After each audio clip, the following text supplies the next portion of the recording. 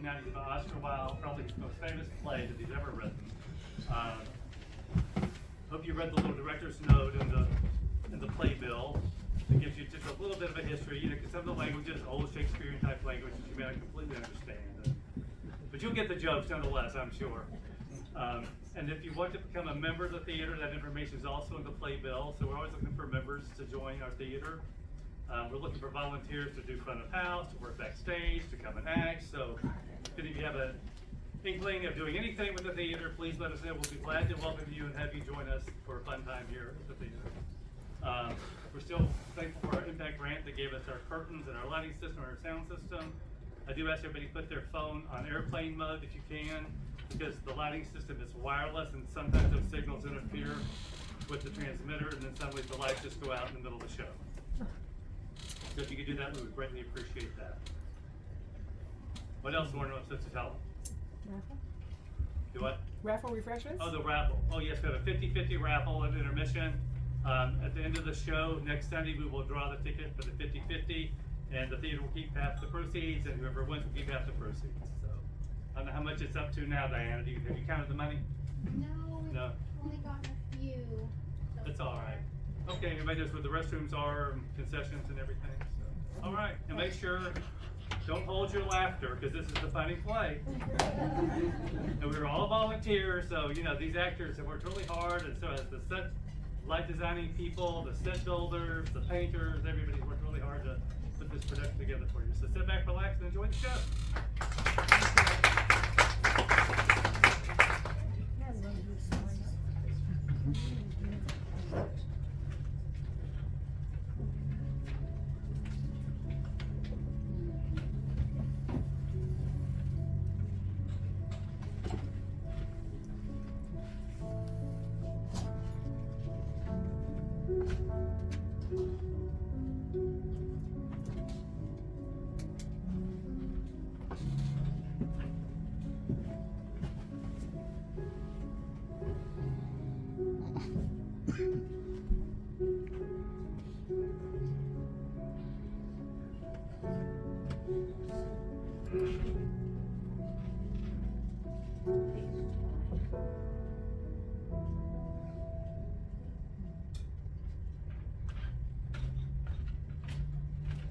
Did you hear what I was playing, Lane?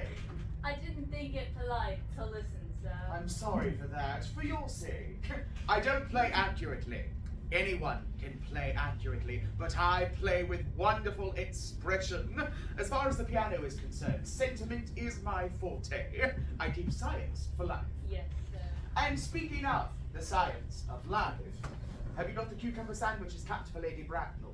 Yes, sir.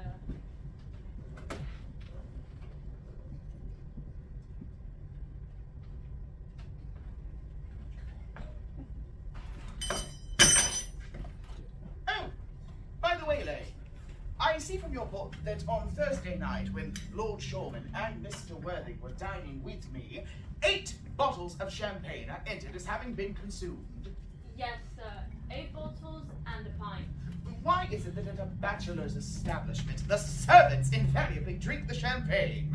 I ask merely for information.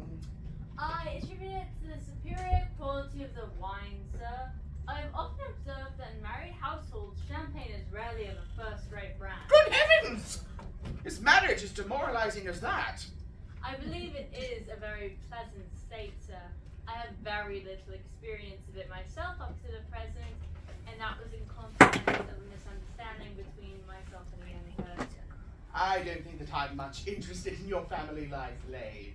No, sir, it is not a very interesting subject. In fact, I try to never think of it myself. Very natural, I am sure. That will do, Lane. Thank you. Thank you, sir. Lane's views on marriage seem somewhat lax. Really, if the lower orders don't set us a good example, what on earth is the use of them?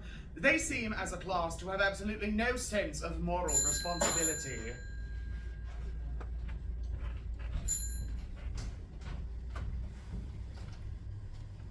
Mr. Earnest Worthing?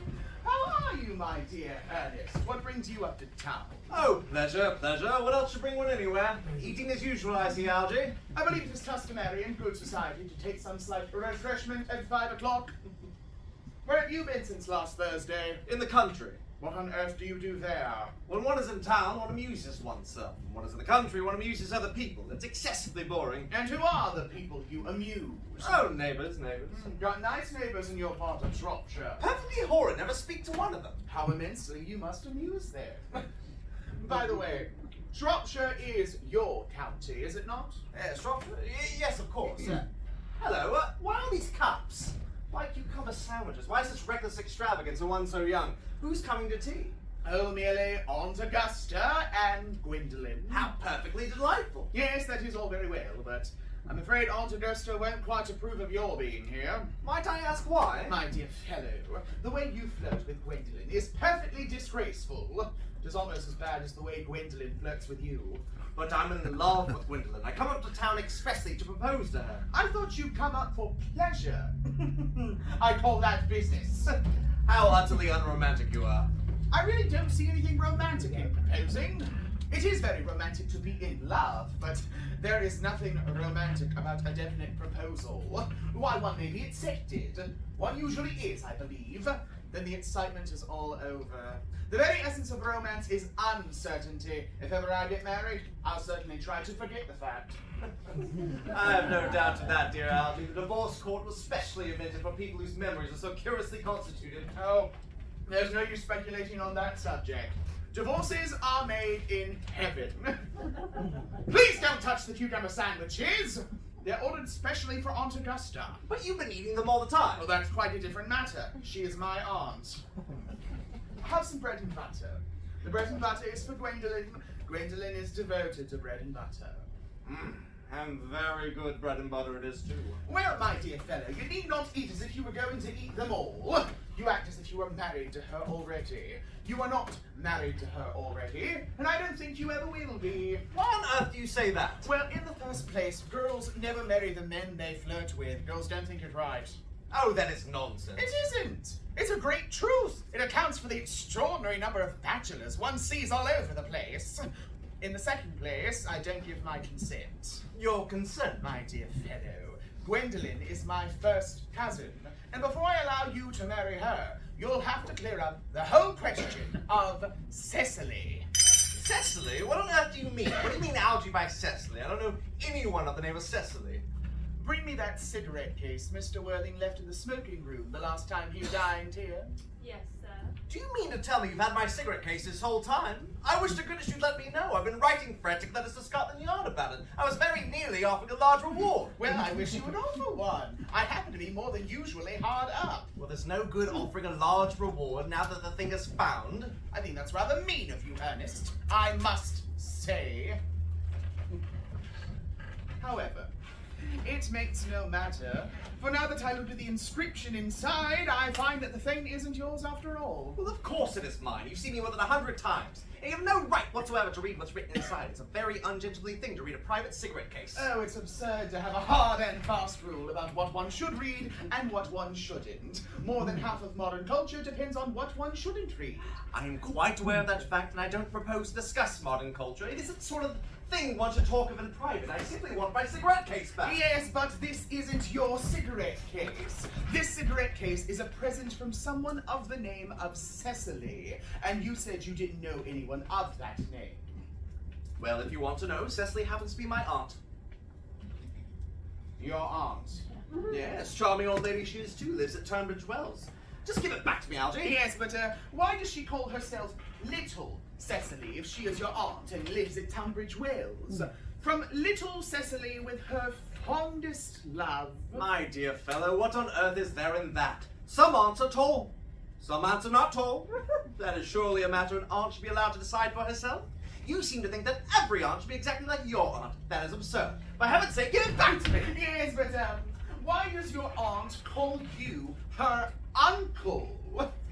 From Little Cecily with her fondest love to dear Uncle Jack. There is no objection, I admit, to an aunt being a small aunt, But why any aunt, no matter what her size may be, should call her own nephew her uncle, I can't quite make out. Besides, your name isn't Jack at all. It is Ernest. It isn't Ernest, it's Jack. You've always told me it was Ernest. I've introduced you to everyone as Ernest. You answer to the name of Ernest. You look as if your name was Ernest. You are the most earnest-looking person I ever saw in my life. It's perfectly absurd you're saying your name isn't Ernest. It's on your cards. Here's one of them. Mr. Ernest Worthing, B4, the Albany. I'll keep this as proof of your name being Ernest, if ever you attempt to deny it to me, or to Gwendolyn, or to anyone else. Well, my name is Ernest in town and Jack in the country. The cigarette case was given to me in the country. Yes, but that does not account for the fact that your small aunt Cecily, who lives at Tunbridge Wells, calls you her dear uncle. Come, old boy, you better much have the thing out at once. My dear Algy, you talk as if you were a dentist. It's a very vulgar thing to talk like a dentist when one isn't a dentist. It produces a false impression. Well, that's exactly what dentists always do. Now go on, tell me everything. I may mention, I have always suspected you of being a confirmed and secret Bunburyist, and I'm quite sure of it now. Bunburyist? What on earth do you mean by Bunburyist? I shall reveal to you the meaning of that incomparable expression as soon as you're kind enough to inform me why you are Ernest in town and Jack in the country. Well, produce my cigarette case first. There it is. Now produce your explanation and pray, make it improbable. My dear fellow, my explanation's not improbable at all. In fact, it's perfectly ordinary. Old Mr. Thomas Cardew, who adopted me when I was a little boy, made me in his will guardian to his granddaughter, Miss Cecily Cardew. Cecily, who addresses me as her uncle from motives of respect you cannot possibly appreciate, lives at my place in the country under the charge of our admirable governess, Miss Prisim. Where is that place in the country, by the way? That is nothing to you, dear boy. You're not going to be invited. I may tell you quite candidly, the place is not in Shropshire. I already suspected that, my dear fellow. I've Bunburyed all over Shropshire on 2 separate occasions. Now go on. Why on earth are you Ernest in town and Jack in the country? My dear Algy, I don't know whether you'd be able to understand my real motives. You're hardly serious enough. When one is placed in the position of guardian, one must adopt a very high moral tone on all subjects. It is one's duty to do so. And as a high moral tone can hardly be said to conduce very much to either one's health or to one's happiness, in order to get up to town, I've always pretended to have a younger brother by the name of Earnest, who lives at the Albany and gets the most dreadful scrapes. That, my dear Algy, is the whole truth, pure and simple. The truth is rarely pure and never simple. Modern life would be very tedious if it were either, and modern literature a complete impossibility. That wouldn't at all be a bad thing. Literary criticism is not your forte, my dear fellow. Don't try it. You should leave that to people who haven't been at university. They do it so well in the daily papers. What you really are is a Bunburyist. I was quite right in saying you were a Bunburyist. You're one of the most advanced Bunburyists I know. What on earth do you mean? You have invented a very useful younger brother called Ernest, in order that you may be able to come up to town whenever you like. I have invented a permanent, invaluable invalid called Bunbury, in order that I may be able to go down into the country whenever I choose. Bunbury is perfectly invaluable. If it wasn't for Bunbury's extraordinarily bad health, for instance, I wouldn't be able to dine with you tonight at Willis's, for I've really been engaged to Aunt Augusta for more than a week. I've not invited you to dine with me anywhere tonight. I know. You're absurdly careless about sending out invitations. It is very foolish of you. Nothing annoys people so much as not receiving invitations. Well, you had much better dine with your Aunt Augusta. Ha! I haven't the smallest intention of doing anything of the kind. To begin with, I dine there on Monday, and once a week is quite enough to dine with one's own relations. In the second place, whenever I do dine there, I'm always treated as a member of the family, and sent down with either no woman at all, or 2. In the third place, I know perfectly well whom she will place me next to tonight. She will place me next Mary Farquhar, who always flirts with her own husband across the dinner table. That is not very pleasant. Indeed, it is not even decent, and that sort of thing is enormously on the increase. The amount of women in London who flirt with their own husbands is perfectly scandalous. It looks so bad. It is simply washing one's clean linen in public. Besides, now that I know you to be a confirmed Bunburyist, I naturally want to talk to you about Bunbury. I want to tell you the rules. I'm not a Bunburyist at all. If Gwendolyn accepts me, I'm going to kill my brother. Indeed, I think I may kill him in any case. Cecily's a little too much interested in him, and it's rather a bore. So I'm going to get rid of Ernest, and I strongly advise you do the same with your your invalid friend with the absurd name. Nothing will induce me to part with Bunbury. And if you ever get married, which seems to me extremely problematic, you will be very glad to know Bunbury. A man who marries without knowing Bunbury has a very tedious time of it. Oh, that is nonsense. If I marry a charming girl like Gwendolyn, and she's the only girl I ever saw in my life that I would marry, I certainly won't want to know Bunbury. Then your wife will. You don't seem to realize that in married life, 3 is company and 2 is none. That, my dear young friend, is the theory that the corrupt French drama has been propounding for the last 50 years. Yes, and that the happy English home has proved in half the time. Oh, for heaven's sake, don't try to be cynical. It's perfectly easy to be cynical. My dear boy, it isn't easy to be anything nowadays. There's such a lot of beastly competition about. Oh, that must be Aunt Augusta! Only relatives or creditors ever reigned in that Wagnerian manner. Now, if I get round the way for 10 minutes so that you might have an opportunity for proposing to Gwendolyn, may I dine with you tonight at Willis's? I suppose so if you want to. Yes, but you must be serious about it. I hate people who are not serious about meals. It is so shallow of them. Lady Bracknell and Miss Fairfax. Good afternoon, dear Algernon. I hope you're behaving very well. I'm feeling very well, Aunt Augusta. That's not quite the same thing. In fact, the two things rarely go together. Dear me, you are smart. I am always smart. Am I not, Mr. Worthing? You are quite perfect, Miss Fairfax. Oh, I hope I am not that. It would leave no room for developments. And I intend to develop in many directions. I'm sorry if we're a little late, Algernon. I was obliged to call on dear Lady Harbury. I hadn't been there since her poor husband's death. I've never seen a woman so altered. She looked quite 20 years younger. And now I'll have a cup of tea and one of those nice cucumber sandwiches you promised me. Certainly, Aunt Augusta. Won't you come and sit here, Gwendolyn? Thank you, Mamma. I'm quite comfortable where I am. Good heavens! Lane! Why are there no cucumber sandwiches? I ordered them specially for Aunt Augusta. There were no cucumbers in the market this morning, sir. No cucumbers? No, sir, not even for ready money. That will do, Lane. Thank you. Thank you, sir. I am greatly distressed, Aunt Augusta, about there being no cucumbers, not even for ready money. Really makes no matter, Algernon. I had some trumpets with Lady Harbury, who seems to be living entirely for pleasure now. I hear her hair has turned quite gold from grief. It certainly has changed its color. What cause, of course, I could not say.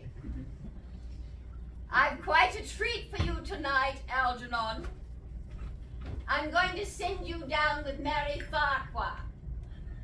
She's such a nice woman and so attentive to her husband. It's delightful to watch them.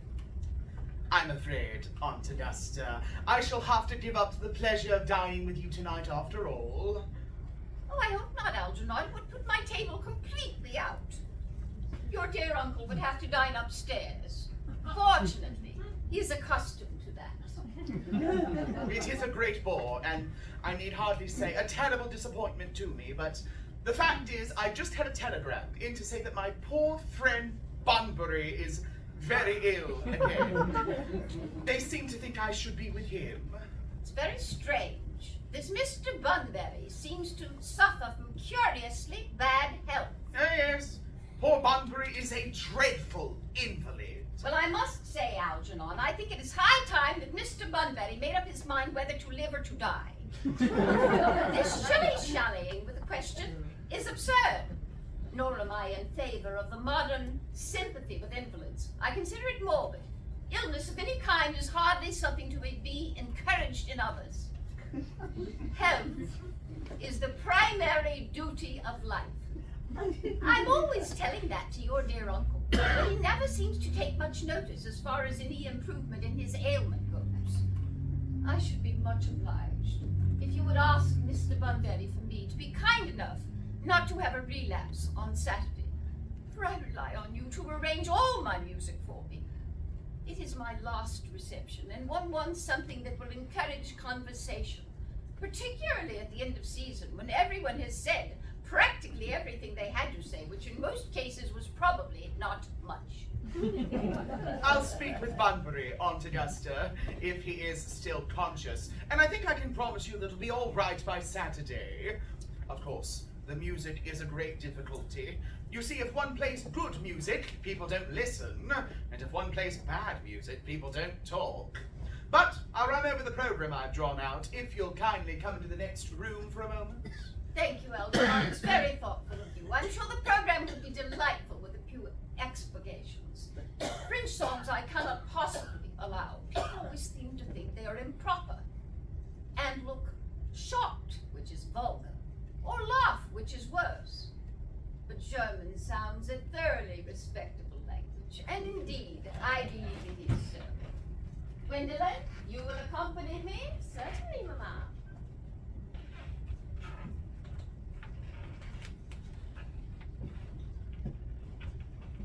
Charming day it has been, Miss Fairfax. Pray do not talk to me about the weather, Mr. Worthing. Whenever people talk to me about the weather, I always feel quite certain they mean something else. And that makes me so nervous. Oh, I do mean something else. I thought so. In fact, I am never wrong. And I would like to be allowed to take advantage of Lady Bracknell's temporary absence. I would certainly advise you to do so. Mamma has a way of coming back suddenly into a room that I have often had to speak to her about. Miss Fairfax, ever since I met you, I've admired you more than any girl I've met since I met you. Yes, I am quite well aware of the fact. And I often wish that, in public at any rate, you had been more demonstrative.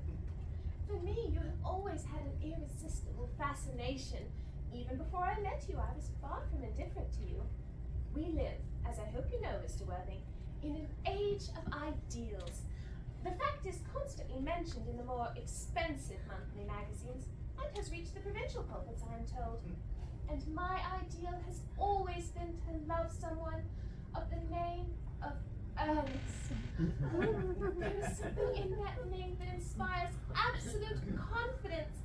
The moment Algernon first mentioned to me that he had a friend called Earnest, I knew I was destined to love you. Do you really love me, Gwendolyn? Passionately. Darling, you have no idea how happy you've made me. My own Earnest. But, you don't mean to say you really couldn't love me if my name wasn't Ernest? But your name is Earnest. Yes, I know it is, but supposing it was something else. You mean to say you couldn't love me then? Ah, that is clearly a metaphysical speculation. And like most metaphysical speculations, has very little reference at all to the actual facts of real life as we know them. Well, personally, darling, if I may speak candidly, I don't much care for the name of Ernest. I don't think it suits me at all. It suits you perfectly. It is a divine name. It has a music of its own. It produces vibrations. Well, really, Gwendolyn, I think there are a lot of much nicer names. I think Jack, for instance, a charming name. Jack? No, there is very little music in the name Jack. If any at all, indeed. It does not thrill. It produces absolutely no vibrations. I have known several Jacks, and they all, without exception, were more than usually plain. Besides, Jack is a notorious domesticity for John. And I pity any woman who is married to a man called John. She would probably never be allowed to know the entrancing pleasure of a single moment's solitude. The only really safe name is Earnest. Gwendolyn, I must get christened at once. I mean, we must get married at once. There's no time to be lost. Married, Mr. Worthing? Well, surely. You know that I love you, and you led me to believe, Miss Fairfax. You weren't absolutely indifferent to me. I adore you. But you have not proposed to me yet. Nothing has been said at all about marriage. The subject hasn't even been touched on. Well, may I propose to you now? I think it would be an admirable opportunity. And to spare you any possible disappointment, Mr. Worthing, I think it only fair to tell you quite frankly beforehand that I am fully determined to accept you. Gwendolyn! Yes, Mr. Worthing. What have you got to say to me? You know what I've got to say to you! Yes, but you don't say it. Gwendolyn, I am down on my knees. Will you marry me? Of course I will, darling. How long you have been about it. I'm afraid you have had very little experience with how to propose. My own one. I've never loved anyone in the world but you. Yes, but men often propose for practice. I know my brother Gerald does. All my girlfriends tell me so. What wonderfully blue eyes you have, Ernest. They are quite blue. I hope you'll always look at me just like that, especially when there are other people present. Mr. Worthing, rise, sir, from that semi-recumbent position. It is most indecorous. Mamma, I must beg you to retire. This is no place for you. Besides, Mr. Worthing has not quite finished yet. Finished with what, may I ask? I am engaged to Mr. Worthing, Mamma. Pardon me, but you are not engaged to anyone. When you do become engaged, either I or your father, should his health permit him, will inform you of that fact. An engagement should come on a young girl as a surprise, pleasant or pleasant as the case may be. It is hardly something that she could be allowed to arrange for herself. And now I have some questions to put to you, Mr. Worthing. While I'm making these inquiries, Gwendolyn, you will wait for me below in the carriage. Mamma! In the carriage, Gwendolyn.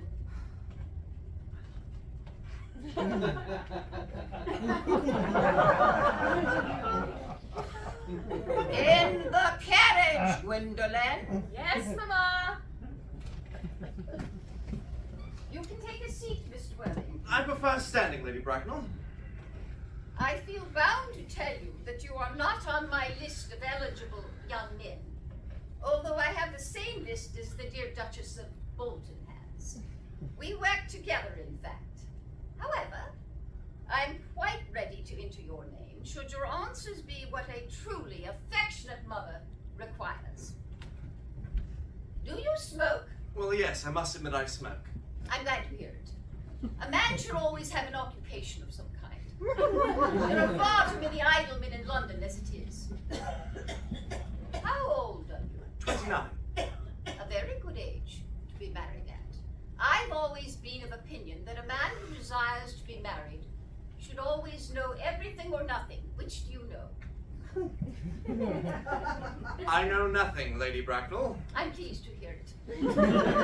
I do not approve of anything that tampers with natural ignorance.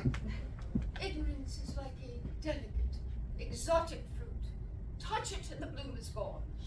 The whole theory of modern education is radically unsound.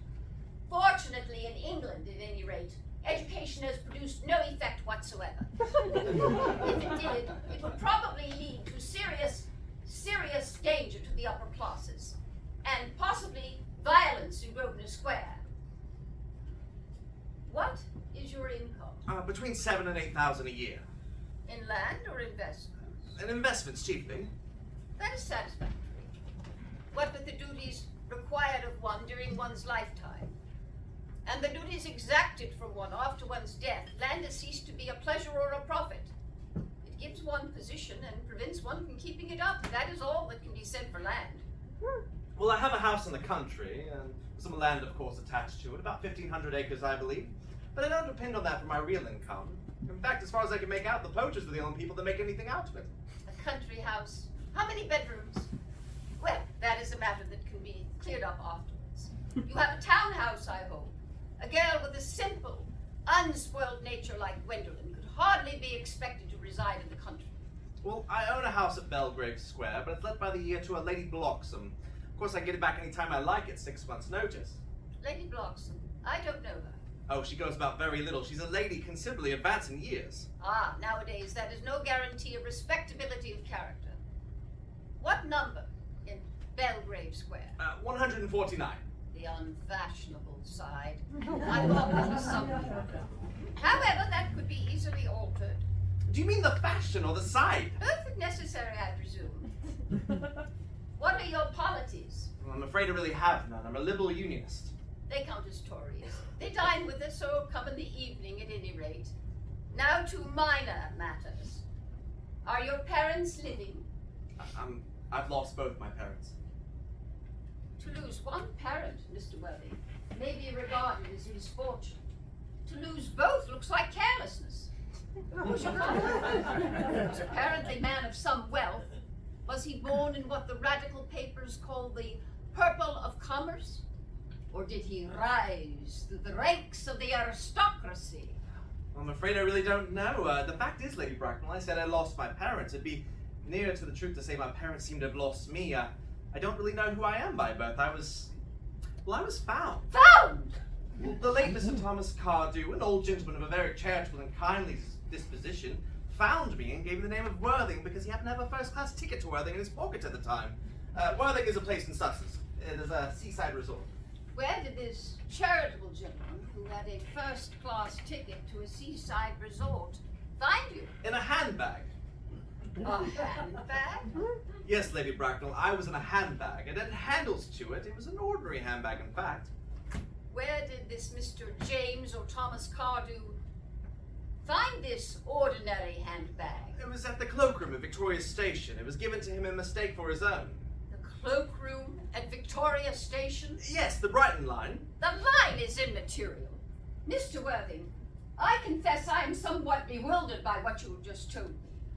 To be born, or at any rate bred in a handbag, whether it had handles or not, seems to me to display a contempt for the ordinary decencies of family life that reminds one of the worst excesses of the French Revolution.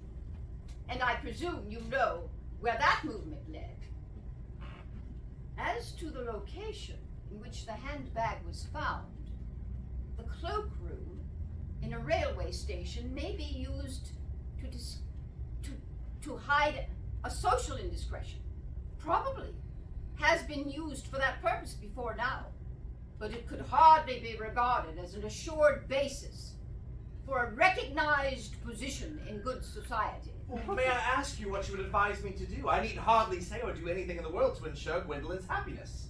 I would strongly advise you, Mr. Worthing, to actively seek some relations and to make a definite effort, at any rate, to produce one parent of either sex before the season is quite over. Well, I don't see how I could possibly manage to do that. I can produce the handbag at any moment. It's my dressing room at home. I really think that should satisfy you, Lady Bracknell. Me, sir? What has that to do with me? You can hardly imagine that I and Lord Bracknell would dream of allowing our only daughter, a girl brought up with the utmost care, to marry into a cloakroom and form an alliance with a parson. Good morning, Mr. Worthing.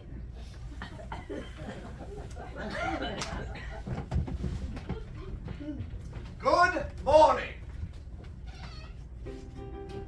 Oh, for heaven's sake, don't play that ghastly tune, Algie. How idiotic you are.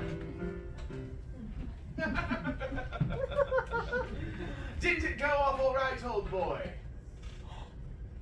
You don't mean to say Gwendolyn refused you?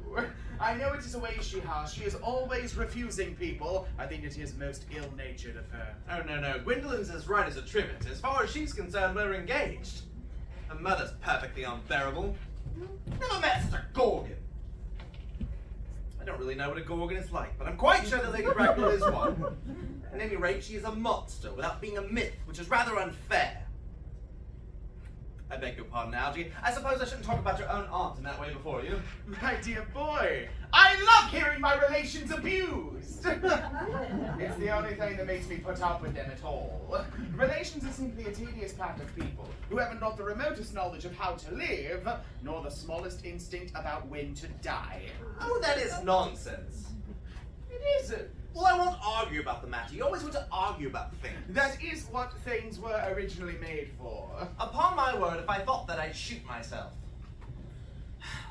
You don't think there's any chance of Gwendolyn becoming like her mother in about 150 years, do you, Algie? All women become like their mothers. That is their curse. No man does, that is his. Is that clever? It is perfectly phrased, and quite as true as any observation in civilized life should be. I am sick to death of cleverness. Everybody's clever nowadays. You can't go anywhere without running into clever people. The thing's become an absolute public nuisance. I wish to goodness we had a few fools left. Oh, we have. Well, I'd extremely like to meet them. What do they talk about? The fools. About the clever people, of course. What fools? By the way, have you told Gwendolyn the truth about your being Earnest in town and Jack in the country? My dear fellow, the truth isn't quite the sort of thing one tells to a nice, sweet, simple girl. What extraordinary ideas you have about how to behave to a woman. The only way to behave to a woman is to make love to her if she is pretty, and to someone else if she is plain. Oh, that is nonsense. What about your brother? What about the profligate Earnest? Oh, by the end of the week, I shall have got rid of him. I'll say he died in Paris of apoplexy. Lots of people die suddenly of apoplexy, don't they? Yes, but it's hereditary, my dear fellow. It's the sort of thing that runs in families. You had much better say a severe chill. Are you sure severe chill isn't hereditary? Of course it isn't. Very well, then. Poor Earnest is to be carried off suddenly in Paris by a severe chill. That gets rid of him. But I thought you said that Miss Cardew was a little too much interested in your poor brother Earnest. Won't she feel his loss a good deal? Oh, that's all right. Cecily's not a silly romantic girl, I'm glad to say. She has a capital appetite, goes long walks, and doesn't pay attention at all to her lessons. I'd rather like to see Cecily. I will take great care to make sure you never do. She's excessively pretty and only just 18. Oh, have you told Gwendolyn yet that you have an excessively pretty ward who is only just 18? One doesn't blurt these things out to people. Cecily and Gwendolyn are perfectly certain to be extremely great friends. I bet you anything you like that half an hour after they've met, they'll be calling each other sister. Women only do that when they've called each other a lot of other things. No, now come, my dear boy. If we want to get a good table at Willis's, we really must go and dress. Do you know it is nearly 7? Oh, it's always nearly 7. Well, I'm hungry. I never knew you when you weren't. What shall we do after dinner? Go to a theatre? Oh no, I loathe listening. Well, let us go to a club. No, I hate talking. Well, shall we trot round the Empire at 10? Oh no, I can't bear looking at things. It's so silly. Well, what shall we do? Nothing. It's awfully hard work doing nothing. However, I don't mind hard work when there is no definite object of any kind. Miss Fairfax. Gwendolyn! Now, upon my word. Algie, kindly turn your back. I have something very particular to say to Mr. Webb. Really, Gwendolyn, I don't think I can allow this at all. Algie, you always adopt a strictly immoral attitude towards life. You are not quite old enough to do that. My own one. Ernest, we may never be married. From the expression of Mamma's face, I fear we never shall. Few parents nowadays pay any regard to what their children say to them. The old-fashioned respect for the young is fast dying out. Whatever influence I had over Mamma, I lost at the age of 3. But although she may prevent us from becoming man and wife, and I may marry someone else, and marry often, nothing that she can possibly do can alter my eternal devotion to you. Dear Gwendolyn. The story of your romantic origin, as related to me by Mamma with unpleasing comments, has naturally stirred the deeper fibers of my nature. Your Christian name has an irresistible fascination. The simplicity of your character makes you exquisitely incomprehensible to me. Your town address at the Albany I have. What is your address in the country? Manor House, Woolton, Hertfordshire. There is a good postal service, I suppose. It may be necessary to do something desperate. That, of course, will require serious consideration. I will communicate with you daily. My own darling. How long do you remain in town? Till Monday. Good. Algie, you may turn round. Thanks, I've turned around already. You may also ring the bell. You will let me see you to your carriage, my own darling. Certainly. Lane, I will see Miss Fairfax out. Yes, sir.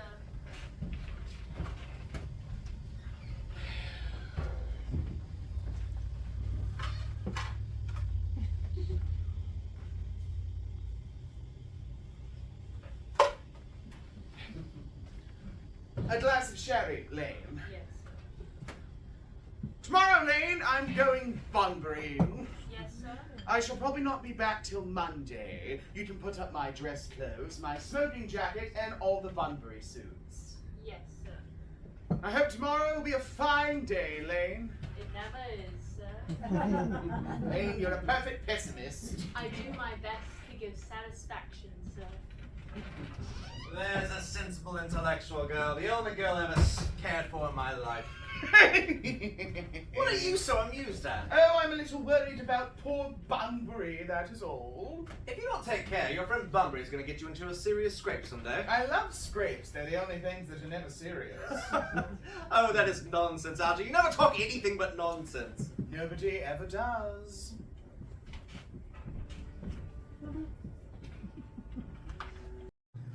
Cecily, surely such a utilitarian occupation as the watering of flowers is rather Moulton's duty than yours. Especially in a moment when intellectual pleasures await you. Your German grammar is on the table. Pray open it to page 15. We will repeat yesterday's lesson. But I don't like German. It isn't at all a becoming language. I know perfectly well that I look quite plain after my German lesson. Child, you know how anxious your guardian is for you to improve yourself in every way. He laid particular stress on your German as he was leaving for town yesterday. Indeed, he always lays stress on your German as he's leaving for town. Uncle Jack is so very serious. Sometimes he is so serious, I think he cannot be quite well.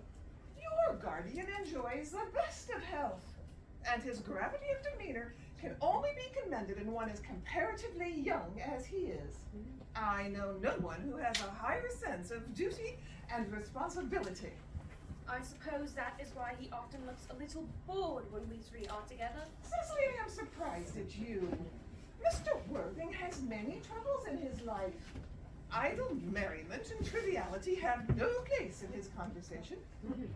You must remember his constant anxiety over that unfortunate young man, his brother. I wish Uncle Jack would allow that unfortunate young man, his brother, to come down here and visit us sometime. I think we'd have a great deal of influence over him, Miss Prisim. I know you certainly would. You know German and geology, and things of that kind influence a man very much.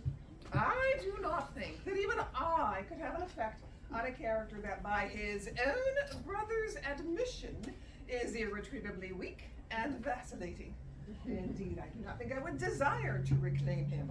I am not in favor of this modern mania of turning bad people into good people at a moment's notice. As a man sows, so let him reap. Cecily, put away your diary. I don't know why you even need to keep a diary at all. I keep a diary in order to enter the wonderful secrets of my life. If I didn't write them down, I might forget all about them. Memory, my dear Cecily, is the diary we all carry about with us. Yes, but it usually chronicles the things that have never happened and couldn't possibly have happened. I believe the memory is responsible for nearly all the 3-volume novels that Moody sends us. Do not speak slightingly of the 3-volume novel, Cecily. I wrote one myself in earlier days. Did you really, Miss Prisim? How wonderfully clever you are! I hope it did not end happily. I don't like novels that end happily. They depress me so much.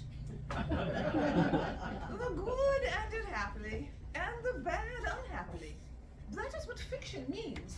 I suppose so, but it seems very unfair. And was your novel ever published? Alas, no. The manuscript was unfortunately abandoned. Did you say... I use the word in the sense of lost, or mislaid. To your work, child. These speculations are profitless. Ah, but I see a dear Dr. Chasuble coming up through the garden. Dr. Chasuble, this is indeed a pleasure. And how are we this morning? Miss Prisim, I trust you are well. Oh, Miss Prisim has just been complaining of a slight headache. I think it would do her so much good if I should stroll with you in the park, Dr. Chasuble. Cecily, I've not mentioned anything about a headache. Oh, yes, I know that, Miss Prisim, but I felt instinctively that you did have a headache. Indeed, I was thinking about that and not my German lesson when the rector came in. I hope, Cecily, you're not inattentive. Oh, I am afraid I am. That is strange. Were I fortunate enough to be Miss Prism's pupil, I would hang upon her lips.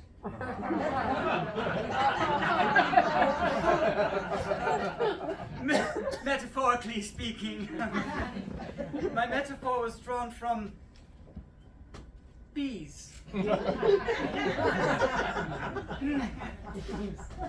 Mr. Worthing, I suppose, has not returned from town yet?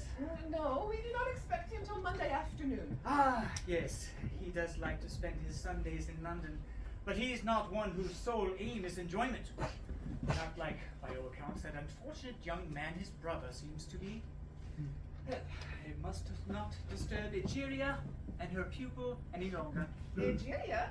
My name is Letitia, Doctor. Oh, a classical allusion nearly, drawn from the pagan authors.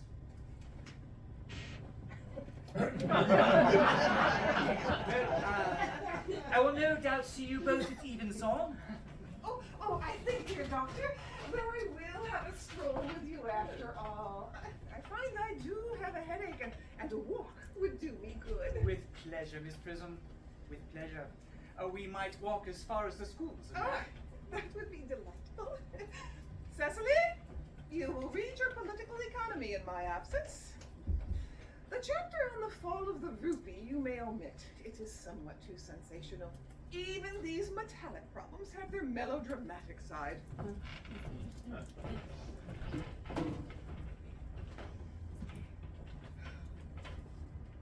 Horrid political economy, horrid geography, horrid German.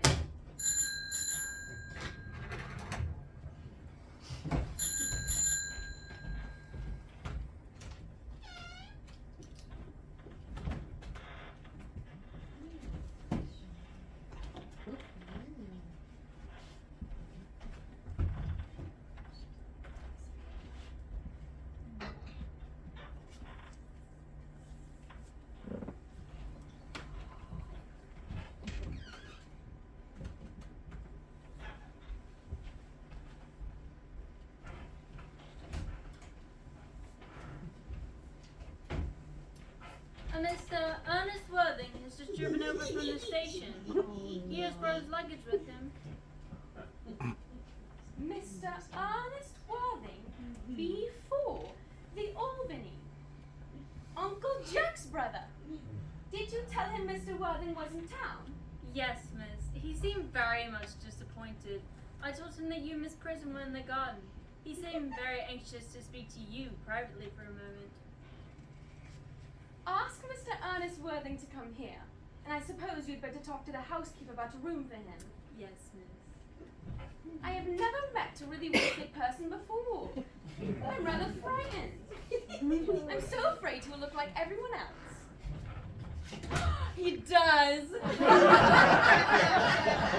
You are my little cousin Cecily, I'm sure. You must be under some strange mistake. I am not little.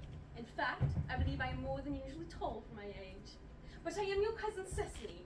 You, I see from your card, are Uncle Jack's brother, my cousin Ernest. My wicked cousin Ernest. Oh, I'm not really wicked at all, cousin Cecily. You mustn't think that I'm wicked. If you are not, then you have certainly been deceiving us all in a very inexcusable manner. I hope you've not been leading a double life, pretending to be wicked and being really good all the time. That would be hypocrisy. Oh, of course, I have been rather reckless. I'm glad to hear it. In fact, now that you mention the subject, I have been very bad. In my own small way. I don't think you should be so proud of that, though I am sure it must have been very pleasant. It is much pleasanter being here with you. I can't understand how you are here at all. Uncle Jack won't be back until Monday afternoon. That is a great disappointment. I'm obliged to go up by the first train on Monday morning. I have a business appointment that I'm anxious to miss. Could it did you miss it anywhere but in London? Oh no, the appointment is in London. Well, yes, I know how important it is to not keep a business engagement if one wants to retain any sense of the beauty in life. But still, I think you had better wait until Uncle Jack arrives. I know he wants to speak to you about your emigrating. About my what? Your emigrating. He has gone out to buy your outfit. I certainly wouldn't let Jack buy my outfit. He has no taste in neckties at all. I don't think you will require neckties. Uncle Jack is sending you to Australia. Australia! I'd sooner die! Well, he said at dinner on Wednesday night that you would better choose between this world, the next world, and Australia. Oh! Well, the accounts I have received of Australia and the next world are not particularly encouraging. This world is good enough for me, Cousin Cecily. Yes, but are you good enough for it? I'm afraid I'm not that. That's why I want you to reform me. You might make that your mission, if you don't mind, Cousin Cecily. I'm afraid of the time this afternoon. Well, would you mind my reforming myself this afternoon? It is rather quixotic of you, but I think you should try. I will. I feel better already. You are looking a little worse. That's because I'm hungry. How thoughtless of me. I should have remembered. When one is about to lead an entirely new life, one requires regular and wholesome meals. Won't you come in? Thank you. Might I have a buttonhole first? I never have any appetite unless I have a buttonhole first. A Martial? No, I'd sooner have a pink rose. Why? Because you are like a pink rose, Cousin Cecily. I don't think you should talk to me like that. Miss Prisim never says such things to me. Then Miss Prisim is a short-sighted old lady. You are the prettiest girl I ever saw.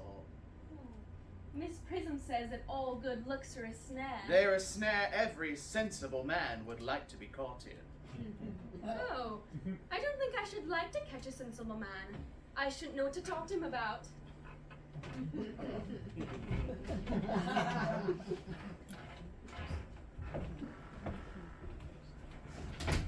You are too much alone, dear Dr. Chasuble. You should get married. A misanthrope I can understand, but a womanthrope, never. Believe me, I do not deserve so neologistic a phrase. The precept, as well as the practice of the primitive church, was distinctly against matrimony. Well, that is obviously why the primitive church has not lasted to the present day.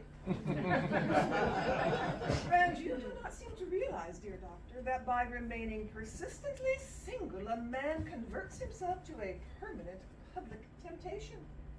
Men should be more careful.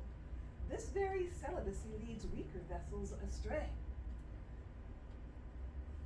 But is a man not equally attractive when married? No married man is ever attractive.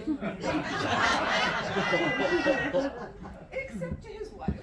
And often, I'm told, not even to her. Well,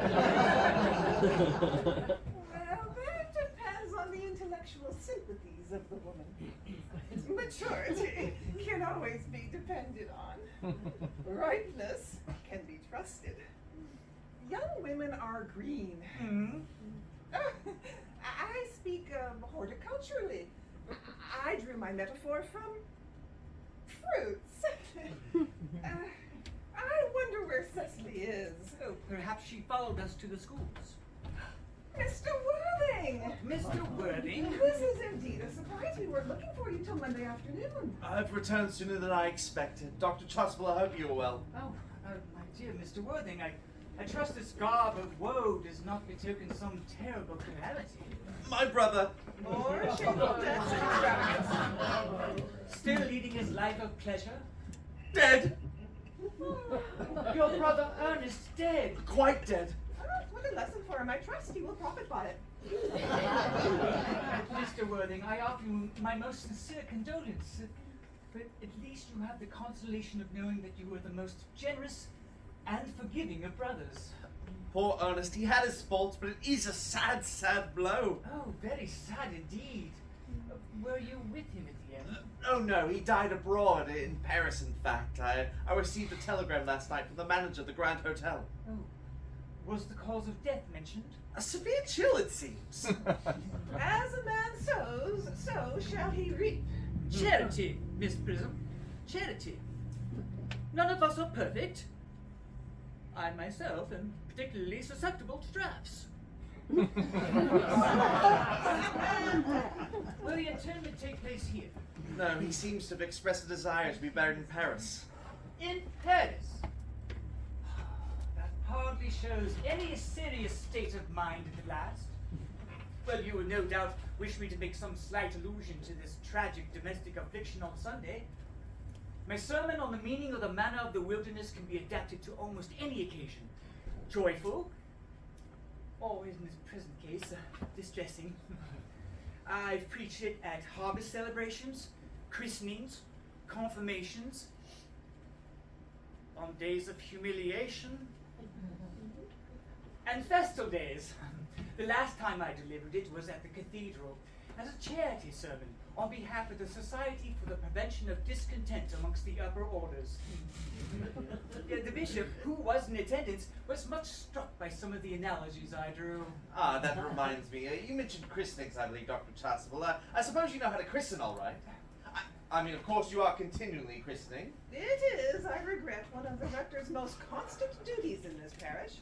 I have often spoken to the poorer classes on the subject, but they do not seem to know what thrift is. Is there a particular infant in whom you are interested, Mr. Worthing? Your brother was unmarried, was he not? Oh, yes. People who live entirely for pleasure usually are. It's not for any child, dear doctor. I am fond of children. Now, the fact is, I would like to be christened myself this afternoon if you have nothing better to do. But certainly, Mr. Worthing, you've been christened already. I don't remember anything about it. Do you have any grave doubts on the subject? Oh, I certainly intend to have. I mean, of course, I don't know if the thing would bother you in any way, or if you think I'm a little too old now. Not at all, not at all. The sprinkling and indeed the immersion of adults is a perfectly canonical practice. Immersion? Oh, you need have no apprehension. The sprinkling is all that is necessary, and indeed I think advisable. Our weather is so changeable.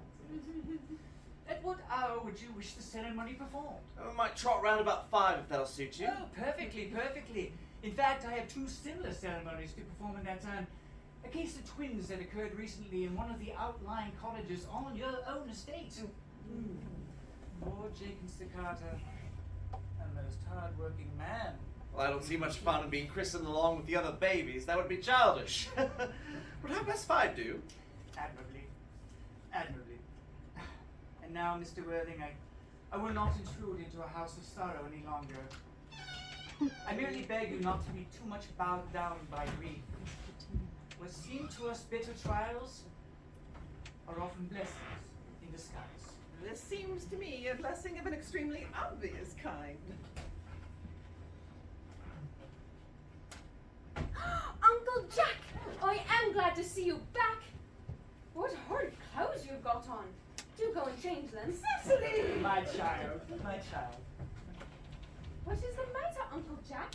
You look happy. It looks as if you have toothache. And I have such a wonderful surprise for you. Who do you think is in your drawing room? Your brother! Who? Your brother, Earnest. He arrived about half an hour ago. What nonsense! I haven't got a brother. Oh, don't say that. However badly he may behave to you in the past, he's still your brother. I will ask him to come out, and you'll shake hands with him, won't you, Uncle Jack? These are joyful tidings.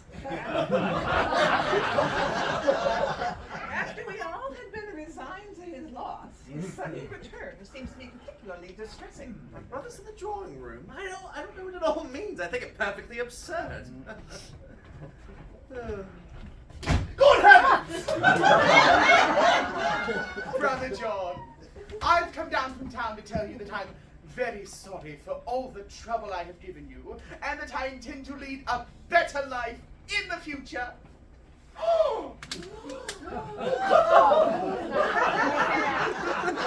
Uncle Jack, you're not going to refuse your own brother's hand. Cecily, nothing will induce me to take his hand. I think him coming here disgraceful. He knows perfectly well why. Uncle Jack, do be nice. There is some good in everyone. Ernest has just been telling me all about his poor invalid friend, Mr. Bunbury. And there must be much good in someone who is kind to an invalid and leaves the pleasures of London to sit by a bed of pain. Oh, he's been talking to you about Bunbury, has he? Yes, he told me all about poor Mr. Bunbury and his terrible state of health. Bunbury. Well, I won't have him talk to you about Bunbury anymore, or about anything else. It's enough to drive one perfectly frantic. Of course, I admit that the faults were all on my side, but I must say that I find Brother John's coldness to me peculiarly painful. I expected a more enthusiastic welcome, especially considering it is the first time I've come here. Uncle Jack, if you don't shake hands with Ernest right now, I will never forgive you. Never forgive me? Never, never, never. Well, it's the last time I shall ever do it. It is pleasant, is it not? To see so perfect a reconciliation.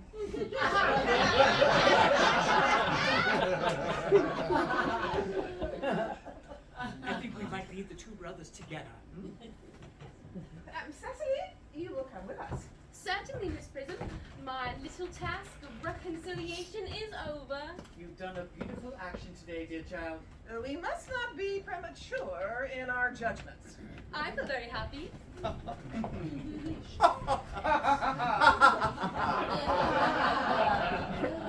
You young scoundrel, Alger! You must get out of this place at once. I don't allow any bumbling here. I have put Mr. Ernest things in the room next to yours, sir. I suppose that's all right? His what? Mr. Ernest's luggage, sir. I have unpacked it and put it in the room next to your own. His luggage? Yes, sir. 3 portmanteaus, a dressing case, 2 hat boxes, and a large luncheon basket. I'm afraid I can't stay more than a week this time. Merriam, order the dog cart at once. Mr. Earnest has been suddenly called back to town. Yes, sir. What a fearful liar you are, Jack. I've not been called back to town at all. Oh, yes, you have. I haven't heard anyone call me. Your duty as a gentleman calls you back. My duty as a gentleman has never interfered with my pleasures in the smallest degree. I can quite understand that. Well, Cecily is a darling. You are not to talk of Miss Cardew like that. I don't like it. Well, I don't like your clothes. You're perfectly ridiculous in them. Why on earth don't you go up and change? It is perfectly childish for you to sit there in deep mourning for a man who is actually going to be staying with you for a whole week in your house as a guest.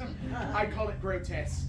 You are certainly not staying with me for a whole week as a guest or anything else. You've got to leave by the 4:05 train. I certainly will not leave you so long as you're in mourning.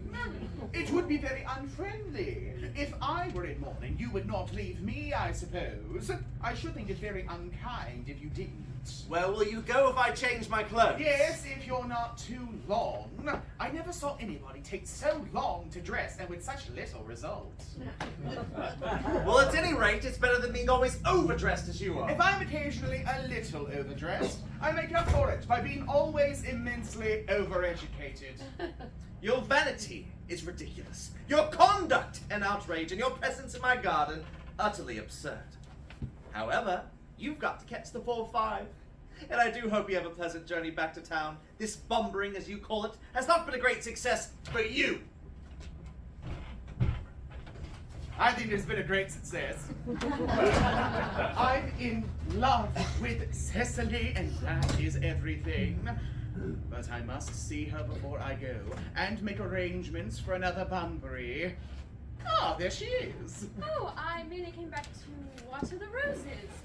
I thought you were with Uncle Jack. He's gone to order the dog cart for me. Oh, he's going to take you for a nice drive. He's going to send me away! Then we have got to part. I'm afraid so. It is a very painful party. It is always painful to part from those whom one has known for a very brief space of time. The absence of old friends one can deal with equanimity, but even a momentary separation from anyone whom one has just been introduced is almost unbearable. Thank you.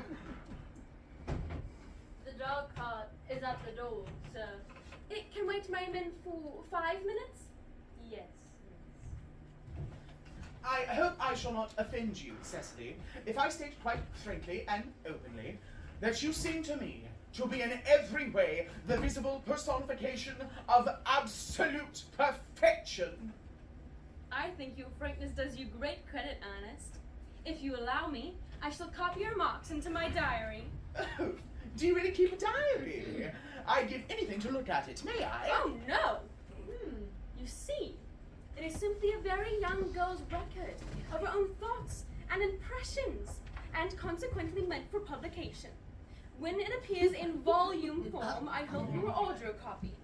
But pray, Ernest, don't stop. I delight in taking form dictation. I have reached absolute perfection. You can go on. I am quite ready for more.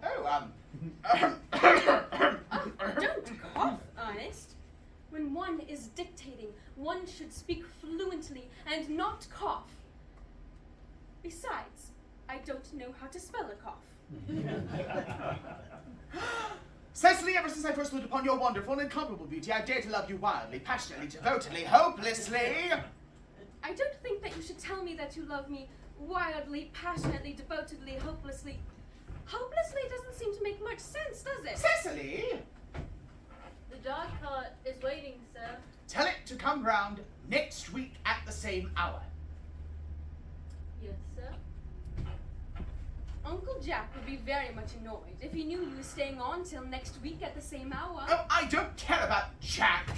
I don't care about anyone else in the whole world but you. I love you, Cecily. You will marry me, won't you? You silly boy, of course. We have been engaged for the past 3 months. Right.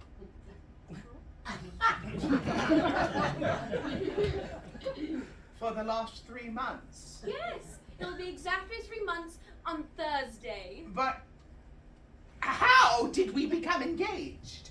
Well, ever since Uncle Jack first confessed to us of having a younger brother, one that was very wicked and bad, you, of course, have formed the chief conversation between myself and Miss Prisim, and a man who is much talked about is always very attractive. One feels there's something in him after all. I dare say it was foolish of me, but, well, I fell in love with you, Ernest. Darling, and when was the engagement actually settled? On, yes, the 14th of February last. Worn out by your entire ignorance of my existence, I determined to end the matter one way or the other. And after a long struggle with myself, I finally accepted you under this dear old tree here. The next day, I bought this little ring in your name, and this the little bangle with the true lover's knot I promised you always to wear. Did I get you this? It's very pretty, isn't it? Yes, you have wonderfully good taste, Ernest. It's the excuse I've always given you for leading such a bad life. And this is the box in which I keep all your letters. My letters? But my own sweet Cecily, I have never written you any letters. You need hardly remind me of that, Ernest. I remember all too well that I was forced to write you letters for you. I wrote 3 times a week and sometimes often. Oh, do let me read them, Cecily. Oh, no, I couldn't possibly. It'd make you far too conceited. Besides, the last 3 you wrote to me after I'd broken the engagement off were so beautiful and so badly spelled. I cannot read them without crying a little. But was our engagement ever broken off? Well, of course it was. On, yes, the 22nd of last March. You can read the entry if you like. Today I broke off the engagement with Earnest. I felt it was better to do so. The weather still continues charming. But why on earth would you break it off? What had I done? I had done nothing.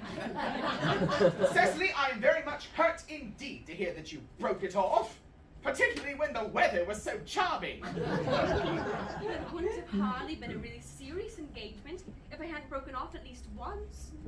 But I forgave you before the week was out. Oh, what a perfect angel you are, Cecily! Dear romantic boy. I hope your hair curls naturally, does it? Yes, darling, with a little help from others. I am so glad. You'll never break off our engagement again, Cecily?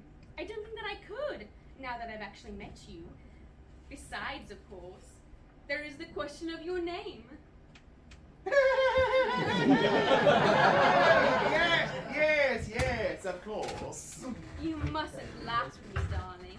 But it has always been a girlish dream of mine to fall in love with someone with the name of Earnest. There is something in that name that seems to inspire absolute confidence. I pity any poor married woman whose husband's name is not called Earnest. But my dear child, do you mean to say you could not love me if I had some other name? But what name? Oh, any name you like. Algernon, for instance? I don't like the name of Algernon. Well, my own dear, sweet, loving little darling. I really can't see why you should object to the name of Algernon. It's not at all a bad name. In fact, it is rather an aristocratic name. Half the chaps who get into the bankruptcy court are called Algernon.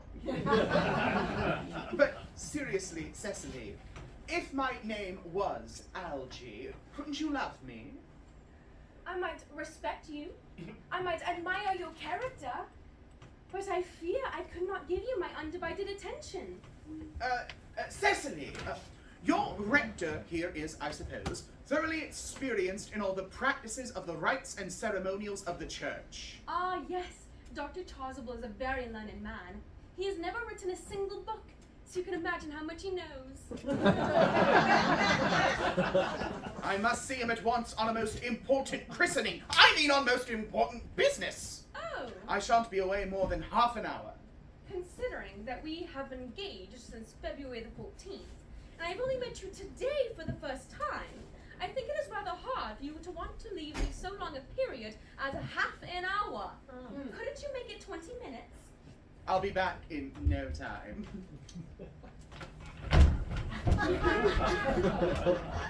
What an impetuous boy he is. I like his hair so much. I must enter his proposal into my diary.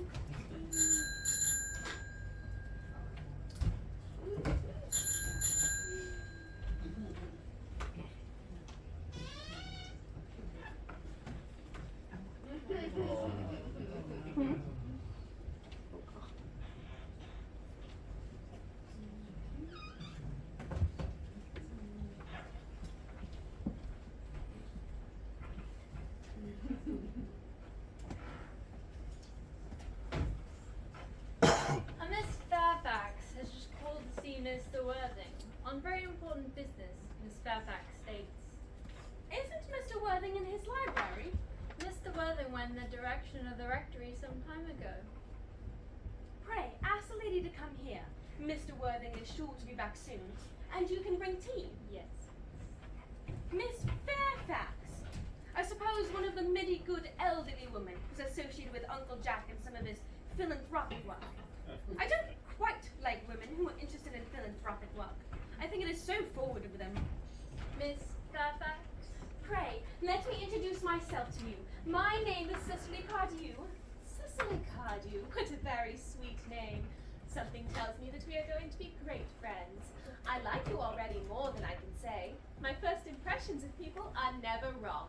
How nice of you to like me so much after knowing each other such a comparatively short time.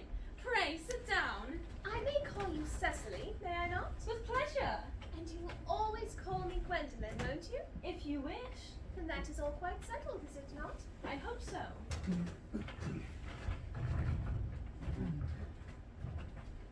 Perhaps this may be a favourable opportunity for my mentioning who I am. My father is Lord Bracknell. You have never heard of Papa, I suppose? I don't think so. Outside the family circle, Papa, I am glad to say, is entirely unknown. I think that is quite as it should be. The home seems to me to be the proper sphere for the man, and certainly once a man begins to neglect his domestic duties, he becomes painfully effeminate, does he not? And I don't like that. It makes men so very attractive. Cecily, Mamma, whose views on education are remarkably strict, has brought me up to be extremely short-sighted. It is part of her system. So, do you mind if I look at you through my glasses? Oh, not at all, Gwendolyn. I'm very fond of being looked at. You are here on a short visit, I suppose? Oh, no. I live here. Really? Your mother, no doubt, or some female relative of advanced years resides here also? Oh, no. I have no mother, nor in fact any relations. Indeed. My guardian, with the assistance of Miss Prisim, has the arduous task of looking after me. Your guardian? I am Mr. Worthing's ward. Oh, it is strange. He never mentioned to me that he had a ward. How secretive of him. He grows more interesting hourly. I am not sure, however, that the news inspires me with feelings of unmixed delight. I am very fond of you, Cecily. I have liked you ever since I met you. But I am bound to state that now that I know that you are Mr. Worthing's ward, I cannot help expressing a wish you were, well, just a little older than you seem to be, and not quite so very alluring in appearance.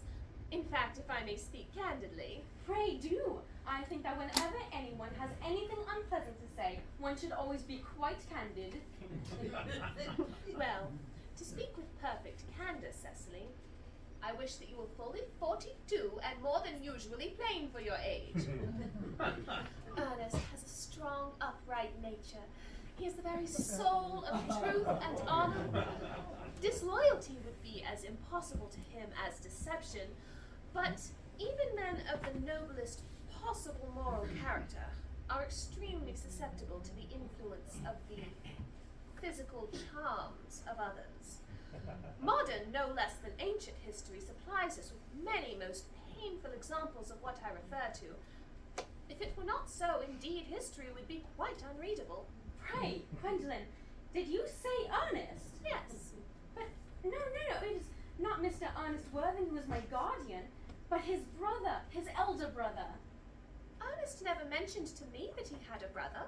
I am afraid to say they have not been on good terms for a long time. Ah, that accounts for it. And now that I think of it, I have never heard any man mention his brother. The subject seems distasteful to most men. Cecily, you have lifted a load from my mind. I was growing almost anxious. It would have been terrible if any cloud had come across a friendship like ours, would it not? Of course, you are quite sure that it is not Mr. Ernest Worthing who is your guardian? Quite sure. In fact, I am going to be his. I beg your pardon? Dearest Gwendolyn, I see no reason to make it a secret of it to you. A little county newspaper is sure to chronicle the fact next week. Mr. Ernest Worthing and I are engaged to be married. My darling Cecily, I'm afraid there must be some slight error. Mr. Ernest Worthing is engaged to me. The announcement will appear in the Morning Post on Saturday at the latest. I am afraid you must be under some misconception. Ernest proposed to me exactly 10 minutes ago. It is certainly very curious. He asked me to be his wife yesterday afternoon at 5:30. If you would care to verify the incident. I never travel without my diary. One should always have something sensational to read in the train. I am so sorry, dear Cecily, if it is any disappointment to you, but I am afraid I have the prior claim. It would distress me more than I can tell you, dear Gwendolyn, if it has caused you any mental or physical anguish. But I feel bound to point out that since Ernest proposed to you, he clearly has changed his mind. The poor fellow has has been entrapped into any foolish promise, I shall consider it my duty to rescue him at once and with a firm hand. Whatever unfortunate entanglement my dear boy may have found himself in, I will never approach him with it after we are married. Do you allude to me, Miss Cardew, as an entanglement? You are presumptuous. On an occasion of this kind, it becomes more than a moral duty to speak one's mind. It becomes a pleasure. Do you suggest to me, Miss Fairfax, that I entrapped Ernest into an engagement? How dare you? This is not the time for a shallow mask of manners. When I see a spade, I call it a spade. I am glad to say that I have never seen a spade. It is obvious that our social spheres have been widely different. Shall I lay the tea here as usual, miss? Yes, as usual. Are there many interesting walks in the vicinity, Miss Cardew? Ah, yes, a great many. Upon one of the hills quite close, one can see 5 counties. 5 counties? I don't think I should like that. I hate crowds. I suppose that is why you live in town. Quite a well-kept garden this is, Miss Cardew. So glad you like it, Miss Fairfax. I had no idea there were any flowers in the country. Flowers are as common here, Miss Fairfax, as people are in London. Personally, I cannot understand how anybody manages to exist in the country. If anybody who is anybody does. The country always bores me to death. Ah, that is what the newspapers are calling agricultural depression, is it not? The aristocracy is suffering very much from it as of late. It is almost an epidemic amongst them, I have been told. May I offer you some tea, Miss Fairfax? Thank you. Detestable girl. But I require tea. Sugar? No, thank you. Sugar is not fashionable anymore.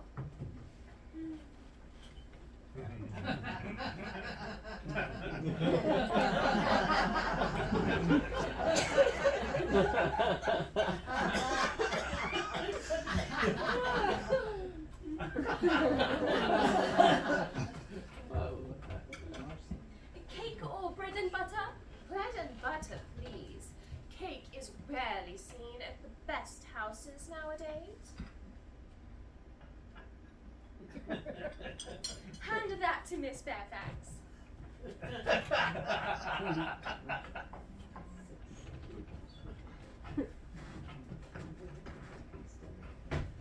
You have filled my tea with lumps of sugar, and though I asked most distinctly for bread and butter, you have given me cake.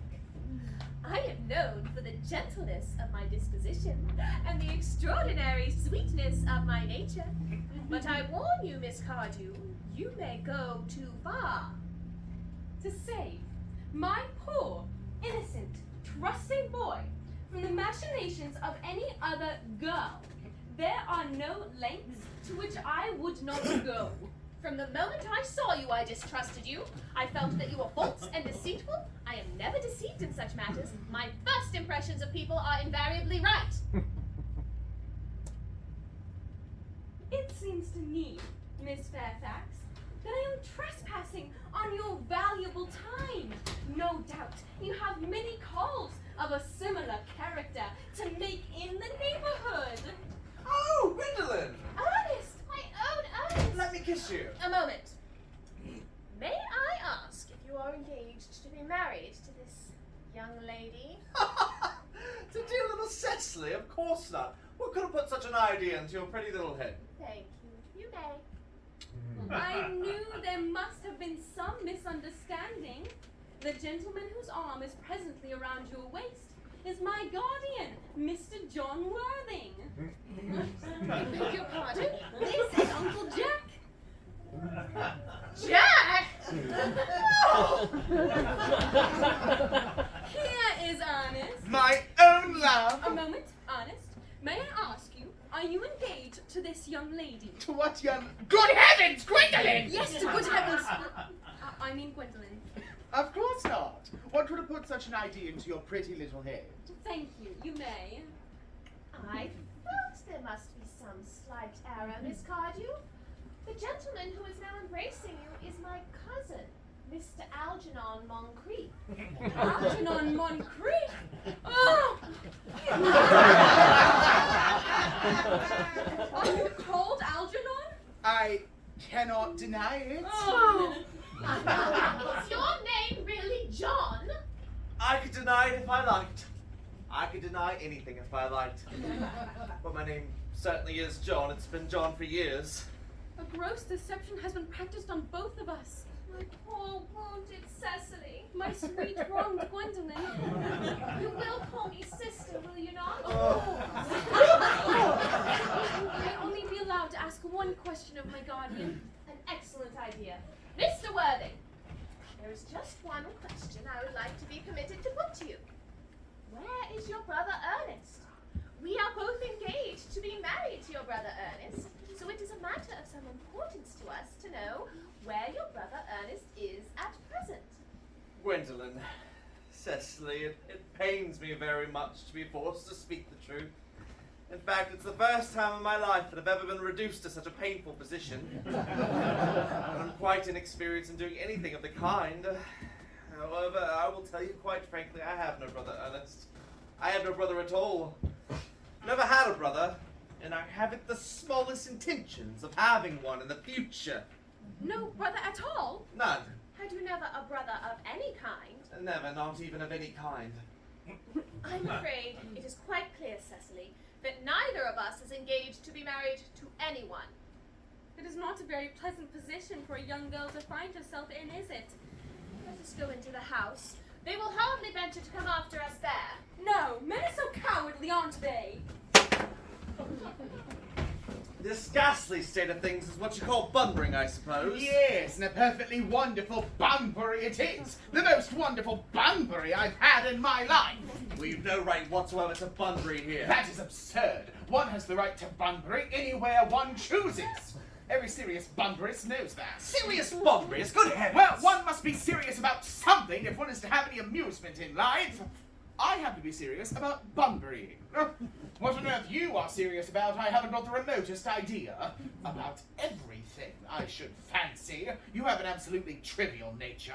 Well, the one small satisfaction I have in the whole of this wretched business is that your friend Bunbury's quite exploded. You won't be able to travel down to the country quite so often as you used to, dear Algernon. A very good thing, too. Your brother is a little off colour, isn't he, dear chap? You won't be able to disappear off to London quite so frequently as your wicked custom was. And not a bad thing, either. As for your conduct towards Miss Cardew, I must say your taking in of a sweet, simple, innocent girl like that is quite inexcusable, to say nothing of the fact that she is my ward. I can see no possible defence at all for your deceiving a brilliant, clever, thoroughly experienced young lady like Miss Fairfax, to say nothing of the fact that she is my cousin. I wanted to be married to Gwendolyn. That is all. I love her. Well, I simply wanted to be engaged to Cecily. I adore her. Oh, there's certainly no chance of you marrying Miss Cardew. I don't think there is much likelihood, Jack, of you and Miss Fairfax ever being united. Well, that is no business of yours. If it was my business, I wouldn't talk about it. It's very vulgar to talk about one's business. Only people like stockbrokers do that, and then merely at dinner parties. How you can sit there calmly eating muffins when there's horrible trouble I can't make out. You seem to me to be perfectly heartless. Well, I can't eat muffins in an agitated manner. The butter would probably get on my cuffs. One should always eat muffins quite calmly. That is the only way to eat them. Well, I should think it perfectly heartless you eating muffins at all under the circumstances. When I am in trouble, eating is the only thing that consoles me. Indeed, when I'm in really great trouble, as anyone who knows me intimately will tell you, I refuse everything except food and drink. At the present moment, I'm eating muffins because I am unhappy. Besides, I'm particularly fond of muffins. Well, there's still no reason for you to eat them all in this greedy way.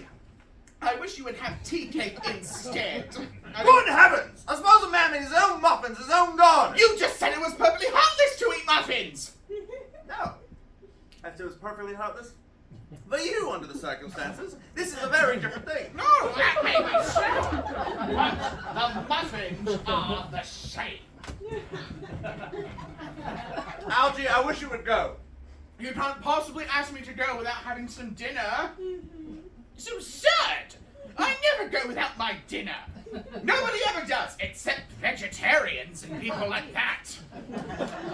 Besides, I just made arrangements with Dr. Chasuble to be christened at 5:45 under the name of Earnest. My dear fellow, the sooner you give up that nonsense, the better. I made arrangements this morning with Dr. Chasuble to be christened myself at 5:30, and I will naturally take the name of Ernest. Gwendolyn would wish it. We can't both be christened Ernest. It's absurd. Besides, I have a perfect right to be christened if I like. There's no evidence at all that I've ever been christened by anyone. I should think it extremely likely that I never was, and Dr. Chasuble agrees. It's entirely different in your case. You've been christened already. Yes, but I have not been christened for years. Yes! But you have been christened! That is the important thing! Quite so. So I know my constitution can stand it. If you're not quite sure about your ever having been christened, I should think it rather dangerous you're venturing on it now. It might make you very unwell. You can hardly have forgotten that someone very closely connected to you was very nearly carried off this week in Paris by a severe chill. Yes, but you said yourself that a severe chill wasn't hereditary. Well, it used it to be, I know, but I dare say it is now. Science is always making wonderful improvements in things. Oh, that is nonsense. You never talk anything but nonsense. Jack, you're at the muffins again. I wish you wouldn't. But I hate tea cake! Then why on earth would you allow tea cake to be served up for your guests? What ideas you have of hospitality?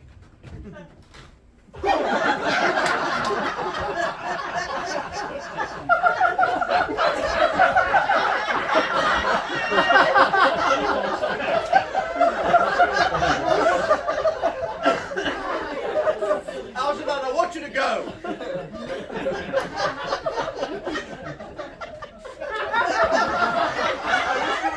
I don't want you here.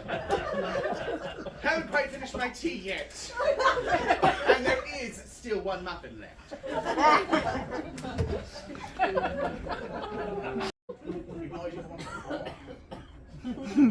they did not follow us at once into the house, as anyone else would have done, seems to me to show that they have some sense of shame left. They have been eating muffins. That looks like repentance. They don't seem to notice us at all. Couldn't you cough? But I haven't got to cough. They're looking at us. What effrontery! They're approaching. That's very forward of them. Let us preserve a dignified silence. Certainly. It's the only thing to do now.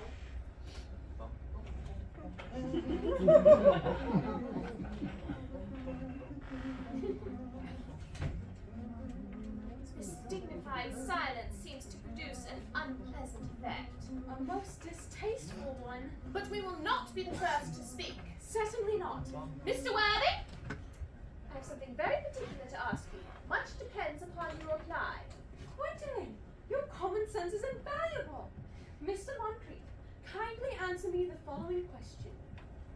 Why did you pretend to be my guardian's brother? In order that I might have an opportunity of meeting you. That certainly seems a satisfactory explanation, does it not? Yes, dear, if you can believe him. I do not. But that does not change the wonderful beauty of his answer. True. In matters of grave importance, style, not sincerity, is the vital thing. Mr. Worthy, what explanation can you offer to me for pretending to have a brother? Was it in order that you might have the opportunity of coming up to town to see me as often as possible? Well, do you doubt it, Miss Fairfax? I have the gravest doubts upon the subject, but I intend to crush them. This is not the moment for German skepticism. Their explanations appear to be quite satisfactory, especially Mr. Worthing's. That seems to me to have the stamp of truth upon it. I'm more than content with what Mr. Moncrief said. His voice alone inspires absolute credulity. Then you think we should forgive them? Yes. I mean, no. True. I had forgotten. There are matters of principle at stake that one cannot surrender. Which of us should tell them? The task is not a pleasant one. Can we both speak at the same time? An excellent idea. I nearly always speak at the same time as other people.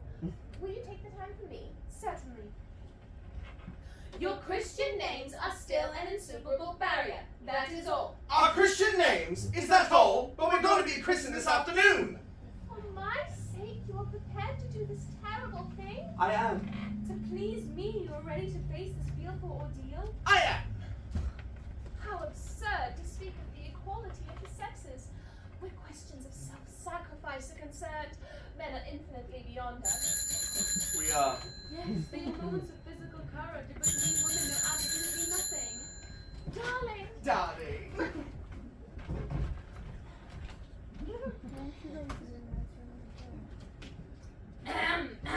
Lady But Bracknell. Good heavens! does this be? Merely that I am engaged to be married to Mr. Worthing, Mamma. Sit down. Sit down immediately. Hesitation of any kind is a sign of mental decay in the young, a physical weakness in the old.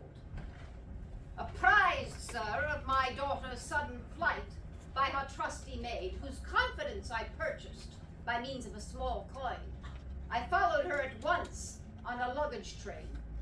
Her unhappy father is, I'm glad to say, under the impression that she's attending a more than usually lengthy lecture by the University Extension Scheme on the influence of permanent income on thought. I do not propose to undeceive him. Indeed, I have never undeceived him on any question. I would consider it wrong.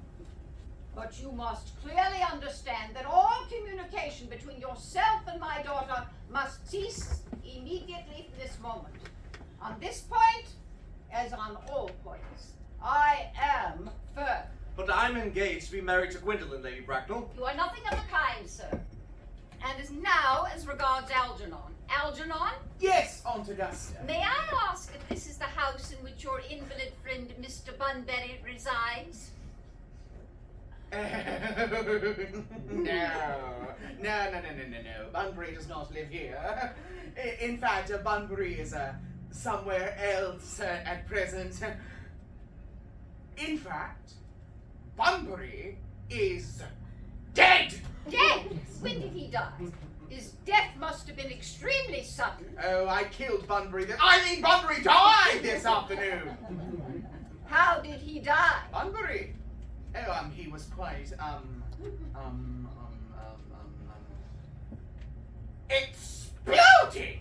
Exploded? Was he the victim of a revolutionary outrage? I was not aware that Mr. Bunbury was interested in social legislation.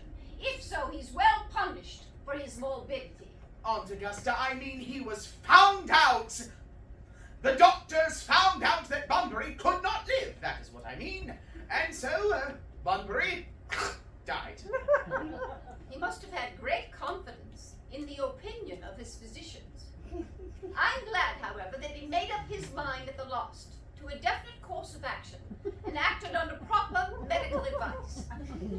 And now that we have got rid of this Mr. Bunbury, may I ask, Mr. Worthing, who is that person whose hand my nephew Algernon is holding in what seems to me a peculiarly unnecessary manner? That lady is Miss Cecily Cardew, my ward. I'm engaged to be married to Cecily, Aunt Augusta. I beg your pardon? Mr. Moncrief and I are engaged to be married. I do not know if there is anything peculiarly exciting in the air in this particular part of Hertfordshire, but the number of engagements that go on seems to me considerably above the proper average the statistics have laid down for our guidance. I think some preliminary inquiry on my part would not be out of place. Mr. Worthing, is Miss Cardew at all connected with any of the larger railway stations? I merely desire information. Until yesterday, I had no idea that there were families or persons whose origin was a terminus. Miss Cardew is the granddaughter of Mr. James Cardew of 149 Belgrave Square, Southwest Jervis Park, Dorking, Surrey, and the Score in Fifeshire, Newbury. That does not sound unsatisfactory. 3 addresses always inspire confidence, even in tradesmen. But what proof have I of their authenticity?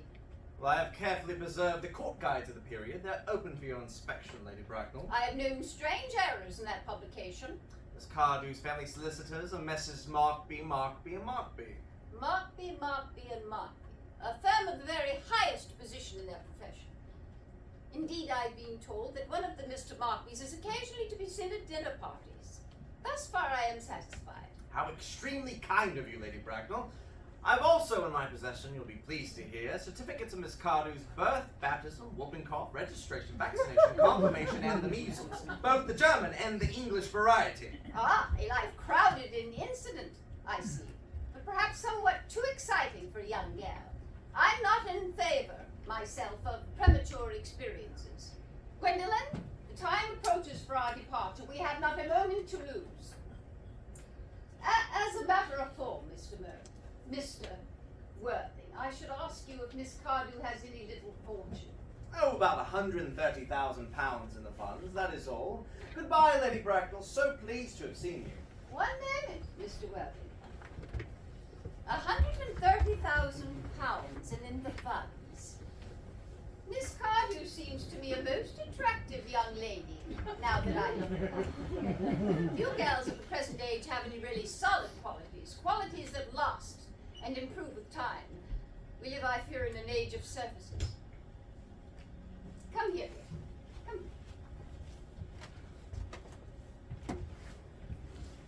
Pretty child.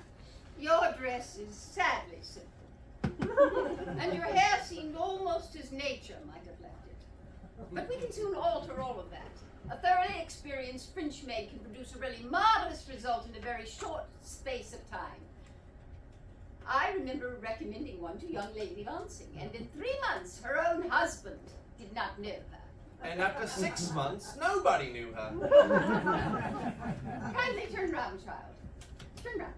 Oh, no. This side view is what I want. Ah, just as I expected. There are distinct social possibilities in your profile. The 2 weak points in our age are its want of principle and its want of profile. Chin a little higher, dear. Style largely depends upon the way the chin is worn. They're worn very high just at present. Algernon? Yes, Aunt Augusta. There are distinct social possibilities in Miss Cardew's profile. Cecily is the sweetest, dearest, prettiest girl in the whole world, and I don't care 2 pence about social possibilities. Never speak disrespectfully of society, Algernon. Only those who can't get into it do that. Dear child, you know that Algernon has nothing but his debts to depend upon. But I am not in favor of mercenary marriages. When I married Lord Bracknell, I had no fortune of any kind. But I never dreamed for a moment of allowing that to stand in my way. Well, I suppose I must give my consent. Thank you, Aunt Augusta. Cecily, you may kiss me. Thank you, Lady Bracknell. You may also address me as Aunt Augusta for the future. Thank you, Aunt Augusta. The wedding had better take place quite soon, I think. Thank you, Aunt Augusta.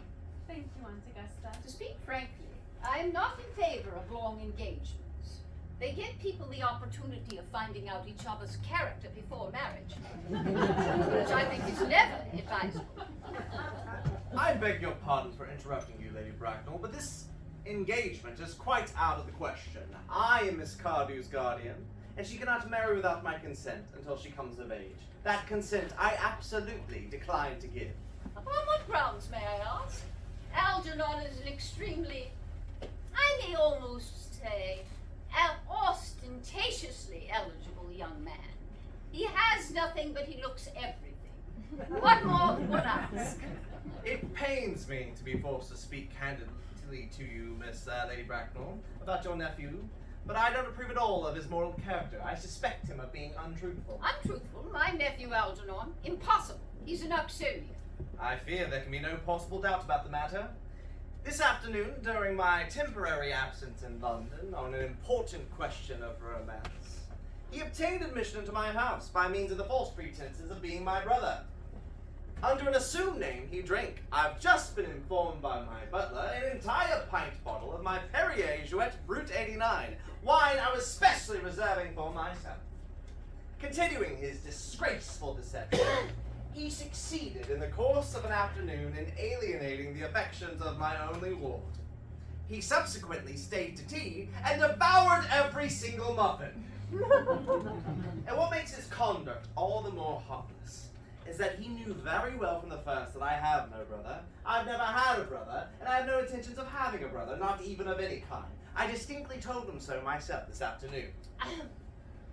Mr. Worthing, after careful consideration, I've decided to entirely overlook my nephew's conduct.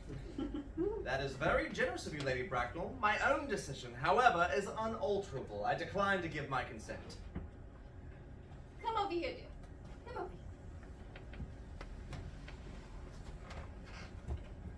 here.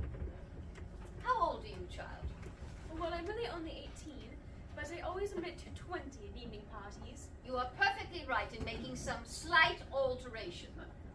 No woman should be totally correct about her age. It looks so calculating. 18, but admitting to 20 at evening parties. Well, it will not be very long before you are of age and free from the restraints of tutelage. So I don't think your guardian's consent is, after all, a matter of any importance. Pray excuse me for interrupting you again, Lady Bracknell, but it is only fair that I tell you that according to her grandfather's will, Miss Cardew does not come of age until she's 35. That does not seem to me to be a grave objection. 35 is a very attractive age. London society is full of women of the very highest birth who have, of their own free choice, remained 35 for years. Lady Dumbleton is a case in point. To my own knowledge, she has been 35 ever since she reached the age of 40, which was many years ago. I see no reason why our own sweet Cecily won't be even still more attractive at the age you mentioned than she is at present. There will be a large accumulation of property. Algie, could you wait for me till I was 35? Of course I could, Cecily. You know I could. Yes, I felt it instinctively, but oh, I couldn't wait all that time. I hate waiting even 5 minutes. It always makes me rather cross. I'm not punctual myself, I know, but I do like punctuality in others. And waiting, even to be married, is quite out of the question. Then what is to be done, Cecily? I don't know, Mr. Moncrief. My dear Mr. Worthing, as Miss Cardew states, she positively cannot wait until she is 35, a remark which I think shows a somewhat impatient nature. I would beg of you to reconsider your decision. But my dear Lady Bracknell, the decision is entirely in your own hands. The moment you consent to my marriage to Gwendolyn, I will gladly allow your nephew to form an alliance with my ward. I'm sure you are quite aware that what you propose is out of the question. Then a passionate celibacy is all any of us can look forward to. That is not the destiny I propose for Gwendolyn. Algernon, of course, may choose for himself. Come, dear, we have already missed 5, if not 6 trains. To miss any more might expose us to comment on the platform. Well, everything's quite ready for the christenings. The christening, sir, is that not somewhat premature? Both of these gentlemen have expressed a desire for an immediate baptism. At their age? The idea is grotesque and irreligious. Algernon, I forbid you to be baptized. I will not hear of such excesses. Lord Bracknell would be highly displeased if he learned this is how you wasted your time and your money. Am I to understand, then, there will be no christenings this afternoon? I don't think that as things are, it would be of much practical value to either of us, Dr. Chasuble. I'm grieved to hear such sentiments from you, Mr. Worthing. They savor of the heretical views of the Anabaptists, views that I've refuted in 4 of my unpublished sermons. However, as your current mood seems to be one particularly secular, I will return to the church at once. Indeed, I've been informed by the pew opener that for the last hour and a half, Miss Prism's been waiting for me in the vestry. Miss Prism? Did I hear you mention a Miss Prism? Pray let me detain you for a moment, sir. This may prove of vital importance to Lord Bracknell and myself. Is this Miss Prism a female of repellent aspect, remotely connected with education? She is the most cultivated of ladies, the very picture of respectability. Is obviously the same person. May I ask what position she holds in your household? I am a celibate, madam. Miss Prism, Lady Bracknell, has been for the past 3 years Miss Cardew's esteemed governess and valued companion. In spite of what I hear, I must see her at once. Let her be sent for. Well, she approaches. She is not. I was told you expected vestry, dear Canon. I have been waiting for an hour at 3/4. Prism! Prism! Come here, Prism.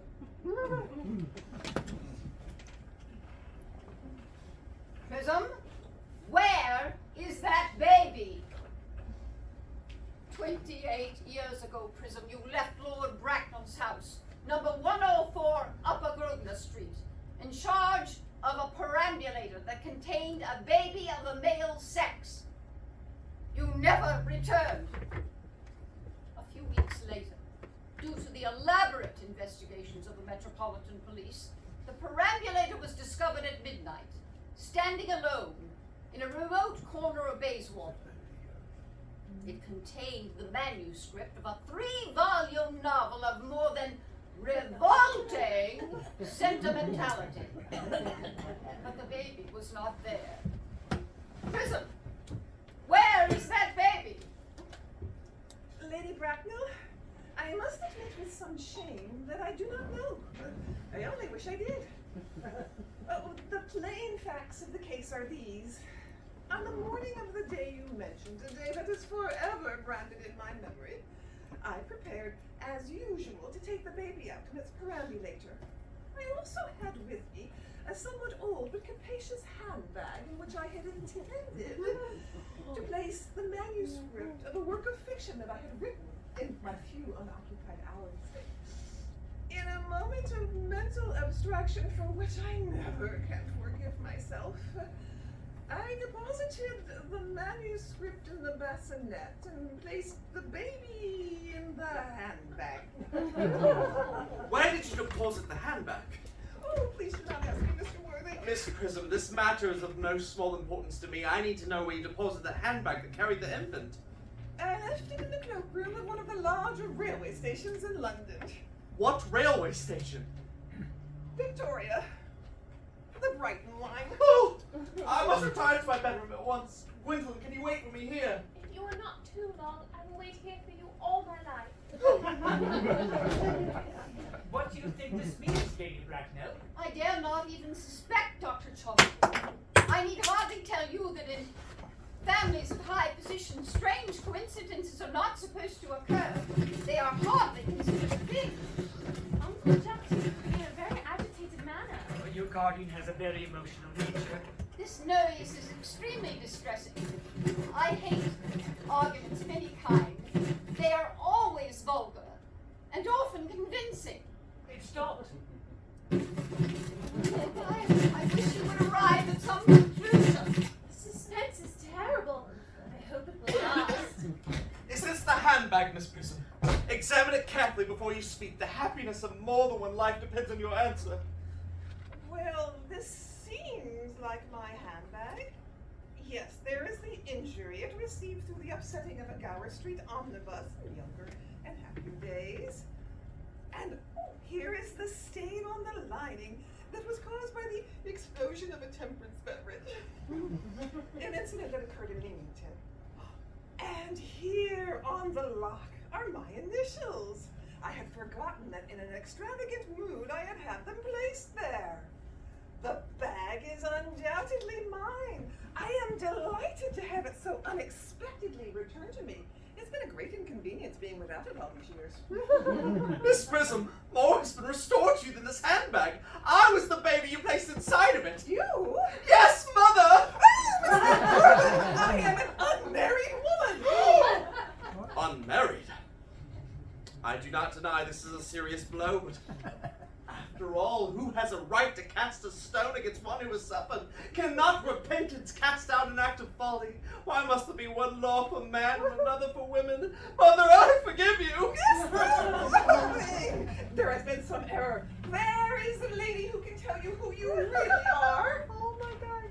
Lady Bracknell, I hate to seem inquisitive, but would you kindly inform me of who I am? I'm afraid the news I have to give you will not altogether please you.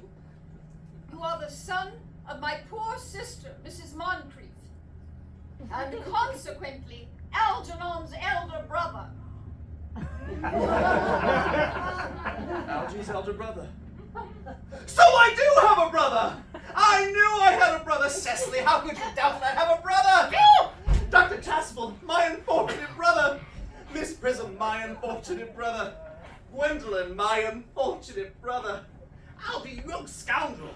You're going to have to behave to me with more respect in the future. You've not behaved at all like a brother a day in your life. Well, not till today, old boy, I admit.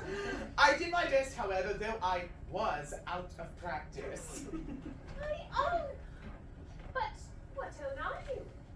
What is your Christian name now that you have become someone else? Good heavens, I'd entirely forgotten that point. Your decision on the subject of my name is irrevocable, I suppose. I never change except in my affections. What a noble nature you have, Gwendolyn. Then the question better be cleared up at once. Aunt Augusta, a moment. At the time I was deposited in the handbag, had I been christened already? Every luxury that money could buy, including christening, had been lavished on you by your fond and doting parents. Then I was christened, that is settled. Well, what name was I given? Let me know the worst. Being the eldest son, you were naturally christened after your father. Yes, but what was my father's Christian name?